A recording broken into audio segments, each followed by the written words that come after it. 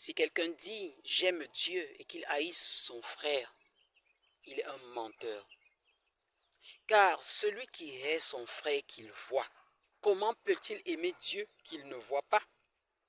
1 Jean 4, verset 20. Bien-aimé, sois béni au nom puissant de Jésus-Christ de Nazareth. Bienvenue à cette autre minute plus avec la prophétesse Déborah, servante de l'Éternel, mère des nations, mais aussi et surtout ta servante. C'est une grâce, bien-aimé, c'est un honneur, dirais-je, n'est-ce pas, d'être encore dans cette carapace, n'est-ce pas, charnelle, pour t'apporter, n'est-ce pas, de la lumière de la part de l'Éternel, parce que je suis son vase, bien-aimé, et si je vis, c'est pour t'apporter un plus, bien-aimé, c'est pour te servir, en réalité.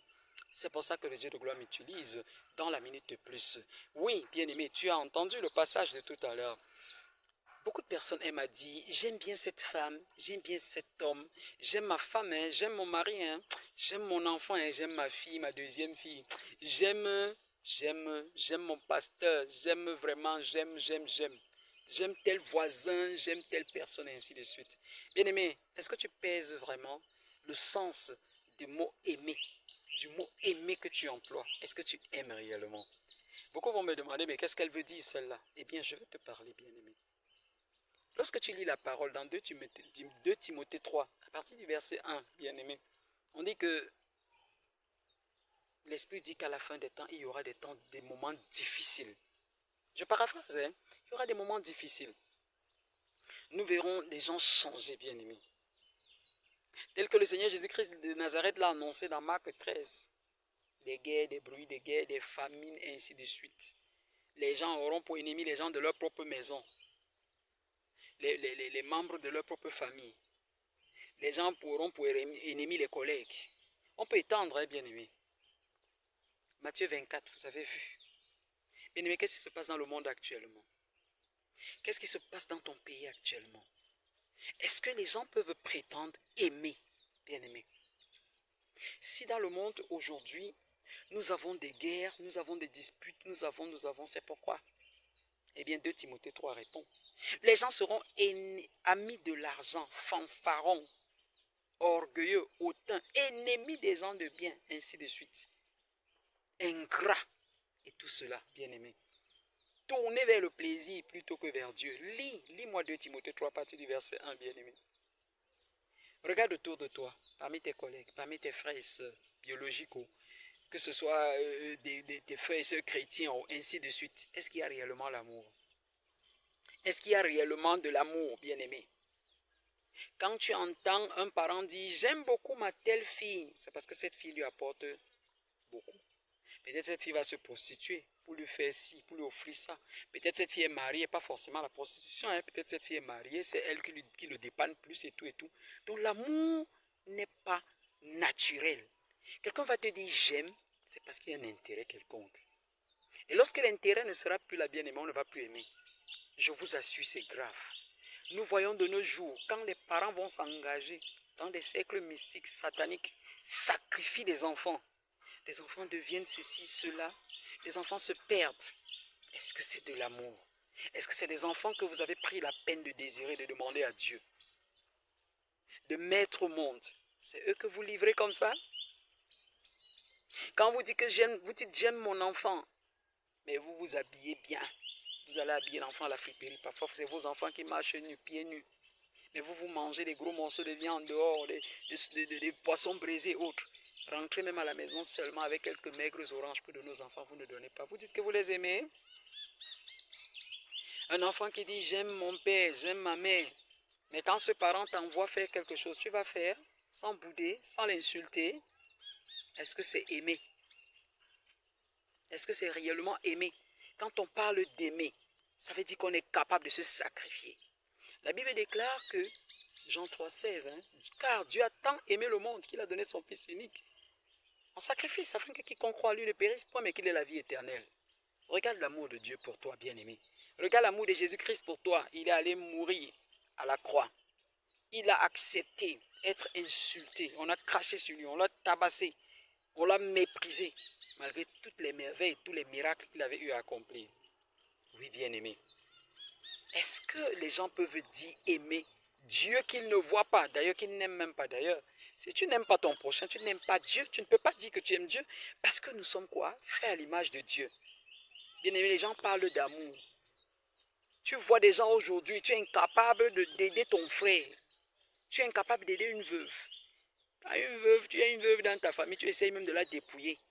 Tu as un orphelin, c'est lui que tu vas essayer de sacrifier. Parce que tu es dans des sectes pernicieuses. Tu vas sacrifier l'enfant. Tu vas dire aimer ton frère ou ta soeur qui a laissé cet enfant et qui est décédé.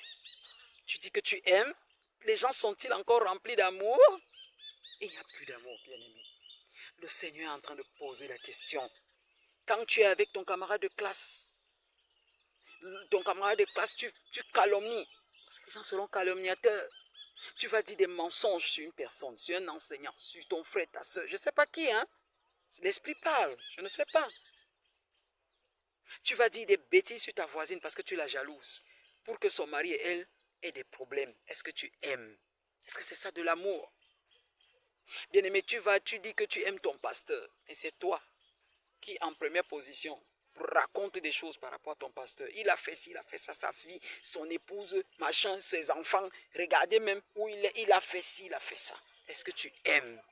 Bien-aimé, fais à autrui ce que tu voudrais qu'on te fasse. Est-ce que toi, tu accepterais vraiment ça? Qu'on te fasse ce que toi, tu fais aux autres. Quand tu voles l'argent de ton parent sans que ton parent ne sache, avec les temps difficiles, les temps qui courent, est-ce que tu aimes ton parent? Si ton parent découvre ça, attrape une crise cardiaque parce que ton parent avait prévu cet argent pour faire autre chose, tu aimes vraiment ton parent?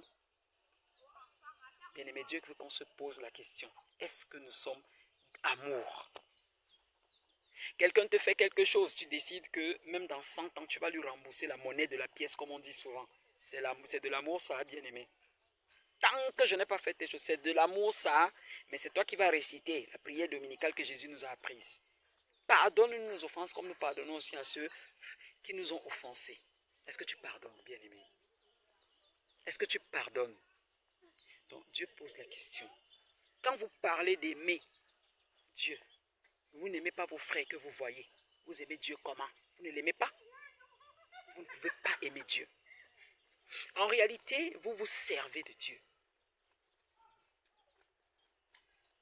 Vous venez vers Dieu parce que vous avez besoin de résoudre vos problèmes. Mais vous êtes incapable de vous aimer entre vous. Les enfants d'une même famille qui se détestent, qui se jalousent, qui font une concurrence sordide. Tu vas t'engager quelque part dans une secte pernicieuse. Tu vas livrer ton frère, ta soeur qui ne t'a rien fait. Tu vas livrer ton neveu. Tu vas livrer ton cousin. Tu vas livrer ta tante, ton oncle. Et on parle d'amour, bien-aimé. Il n'y a pas d'amour. Donc le Seigneur voudrait qu'on se pose la question. Sommes-nous vraiment remplis d'amour? Si nous ne sommes pas remplis d'amour, Dieu ne peut pas aussi manifester son amour vis-à-vis de nous. Parce que c'est nous qui pleurons à lui. Nous voulons qu'il puisse arranger notre situation. Mais nous sommes incapables d'aimer le prochain que nous voyons. Posons-nous des questions, bien-aimés. Posons-nous des questions.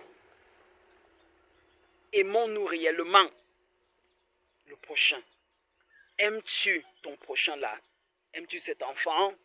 Avant de le livrer à n'importe quoi, comment tu envoies ta fille à la prostitution? Comment tu envoies ton enfant aller voler pour venir te donner dans le champ de quelqu'un? Parce que tu dis que tu n'as pas à manger. Est-ce que tu as demandé, on ne t'a pas donné? Est-ce de l'amour? Tu sais comment cette personne a fait ses calculs sur son champ, sur sa récolte? Est-ce aimer, bien-aimé? Posons-nous la question. Si quelqu'un dit j'aime Dieu et qu'il haït son frère, parce que haïr ton frère, bien-aimé, c'est de lui faire du mal. C'est lui faire ce que toi, tu ne peux pas supporter qu'on te fasse. C'est pourquoi il y a les guerres dans le monde. Les gens disent nous aimer. Vous allez voir des gens qui vont dire oh, l'aide à ceci, l'aide au développement, l'aide alimentaire.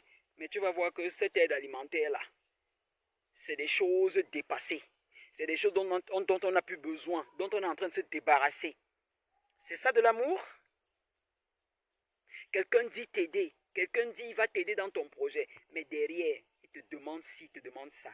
Tu es obligé de céder ci, céder ça. Regarde, bien-aimé, regarde ce qui se passe dans le monde. Quand tu prends même la période coloniale, bien-aimé, Qui nous a apporté la parole? Ce sont ces colons qui nous ont apporté la parole. Mais aujourd'hui, vous pensez que vous êtes libre? Vous êtes libre. Les gens se trouvent obligés d'adhérer à leurs choses, d'être leurs esclaves à tous les niveaux. Pourquoi? Parce qu'on a mis Dieu de côté. Bien aimé, si tu ne peux pas aimer ton prochain que tu vois, tu ne peux non plus aimer Dieu. Tu ne peux pas être soumis à Dieu, tu ne peux pas être soumise à Dieu. Et Dieu ne peut pas réagir dans ta situation.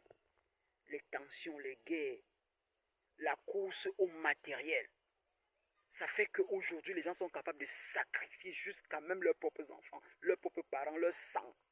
Sacrifier ci, sacrifier tel, sacrifier tel. Est-ce de l'amour? C'est pour faire quoi? Quand vous dites que vous allez sacrifier parce que vous avez besoin d'argent pour assurer l'avenir de vos propres enfants, vous pensez que vous aimez les enfants là? Dieu dit qu'il punit jusqu'à la 4e génération de ceux qui ne marchent pas selon. Vous les détestez? Vous croyez les aimer? Mais ce que vous êtes en train de faire, c'est quoi? C'est préparer leur tombe. C'est préparer leur malédiction générationnelle. Vous ne les aimez pas. Ce que Dieu attend de vous aujourd'hui. Si vous vous trouvez obligé, oh, vous vous plaignez, oh, on veut être libre, oh, on veut l'indépendance totale, on veut. Vous aimez votre frère? C'est nous-mêmes qui allons encore vendre à ces personnes nos propres frères. On les trahit, on participe à leur assassinat pour les écarter parce qu'on est amoureux du pouvoir, parce qu'on est égocentrique et on est égoïste, ami de l'argent, ennemi des gens de bien. Pourquoi on assassine les serviteurs de Dieu, les joints de Dieu, tous ceux qui disent la vérité? Pourquoi? C'est aimer le prochain. Vous allez aller mettre vos genoux au sol. Vous n'êtes pas en train de servir Dieu, vous êtes en train de servir la bête, vous êtes en train de servir l'ennemi. Vous n'êtes pas rempli d'amour. Bien-aimés, revoyons notre définition de l'amour. Sommes-nous vraiment amour? Comme Dieu est amour, il nous a aimés, il a fait le sacrifice pour nous. Le sommes-nous vraiment? Posons-nous la question. Je prie que le Dieu de gloire t'enlève ce cœur de pierre que l'ennemi t'a mis entre temps au nom de Jésus. Je prie que le Seigneur te donne de te remettre en cause, de comprendre que quand tu parles d'aimer ton prochain, c'est vouloir le bien de cette personne. C'est te mettre à la place de cette personne, dans ses émotions, ses souffrances, ses besoins. Dis-toi aussi, si après avoir vendu l'enfant d'autrui, on vendait mon propre enfant, ça me ferait comment? Même s'il y en a aujourd'hui qui se fichent pas mal, ils sont capables de sacrifier même leurs propres enfants. Oui, donc pour eux, en fait, ils ont dépassé ce stade, ce degré. Ils sont capables de tout. Je prie que le Dieu de gloire te donne de ne pas être, c'est-à-dire que de ne pas te conformer à ce siècle méchant. Le Seigneur me parlait encore, bien aimé, dans Daniel 8. Et il m'a encore donné Daniel 11. Lis-moi ces 2 chapitres de Daniel. Dieu va se lever pour juger, ce qui est sûr. Dieu va frapper. Ne sois pas parmi ces personnes bien-aimées. Revois ta définition de l'amour. Aime réellement.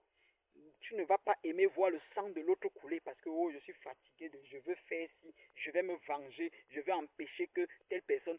Est-ce que tu as besoin d'aller tuer ton frère pour dire que tu vas obtenir ci, tu vas obtenir ça? Ce n'est pas de l'amour. C'est pourquoi le monde est embrasé. Et nous sommes en train de fortifier la bête, l'ennemi, le diable.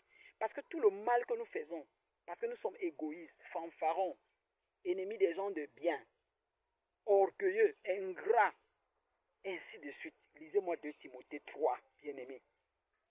Nous renforçons le diable, alors que le diable n'a aucun pouvoir en fait. Le diable est dans les abîmes, il est enchaîné. Mais je ne comprends pas comment les humains passent le temps à faire du mal pour le nourrir. Parce qu'il ne se nourrit que de mal. Chaque mal que tu fais, quand tu insultes ton prochain bien-aimé, tu fortifies le diable. Quand tu voles l'argent de ton prochain bien-aimé, tu fortifies le diable. Quand tu dépossèdes une veuve, un orphelin, tu es en train de nourrir le diable, tu le fortifies. C'est pour ça. Et il a des alliés parmi nous les humains, les soi-disant humains, faits à l'image de Dieu. Bien-aimé, c'est grave. Si tu t'aimes, si tu aimes ton prochain, fais du bien. Revois ta façon de marcher. Change ton cœur. Délaisse la rancœur, la jalousie. Voilà ce qui tue les humains aujourd'hui. La jalousie, l'envie. Tu ne peux pas te suffire à ce que tu as. Tu ne peux pas chercher à te faire du bien toi-même. par tes propres moyens, en mettant tes genoux au sol pour que Dieu te facilite les choses. Tu ne peux pas apprécier le bien que Dieu a fait dans la vie de l'autre. Pourquoi tu es jaloux? Pourquoi tu es jalouse? Comment tu peux dire aimer alors que tu es jalouse? Tu envies et tu ne penses qu'au mal. Tu souhaites la mort de tel. Tu souhaites... C'est quoi ça, bien-aimé? Et ça commence dans les familles. Ça commence dans les familles. Sur cette toile, j'ai eu à faire plusieurs minutes plus. Et qui étaient même finalement longues. C'était comme la parole plus. C'était la parole plus. Parce que la parole plus, je vous l'ai déjà dit, c'est plus long que la minute plus. Voilà, je suis même déjà en train de déborder. Les 10 minutes dont je parle souvent. La minute plus. J'ai fait des paroles plus, j'ai parlé. C'était des minutes plus. Bon, j'ai appelé ça minutes plus, mais en fait, c'était le temps que dure la parole plus. J'ai parlé de ce que Dieu attend de ses enfants, au sein des familles, ensuite au sein de l'Église, ensuite au sein de la société au niveau des autorités spirituelles comme des autorités administratives. Est-ce que les gens ont pris en compte? Des choses sont en train de se passer dans le monde. Bien-aimé, Daniel 11 nous dit, ceux-là qui ne marcheront pas, c'est-à-dire que tu te dis chrétien, mais tu n'es pas réellement avec Dieu, tu n'appliques pas les principes de Dieu, tu ne diffuses pas la lumière autour de toi, tu n'apportes pas de l'amour autour de toi, c'est toi qui divises les gens, c'est toi qui méprises les gens, c'est toi qui malparles des gens, c'est toi qui tends des pièges aux gens et tu dis que tu es enfant de Dieu. Tu ne peux pas. C'est toi qui jalouse, c'est toi qui donne de mauvais conseils, c'est toi qui vends, c'est toi qui livres. C'est toi qui donnes des informations pour faire du mal au prochain. Tu dis que tu es enfant de Dieu. Eh bien, lorsque les tempêtes souffleront, bien-aimé, tu seras frappé. Tu seras parmi ceux qui seront frappés. Lis-moi Daniel 11. Changeons nos cœurs pour l'amour de Dieu. Soyons des imitateurs de Christ. L'amour véritable, l'amour sincère.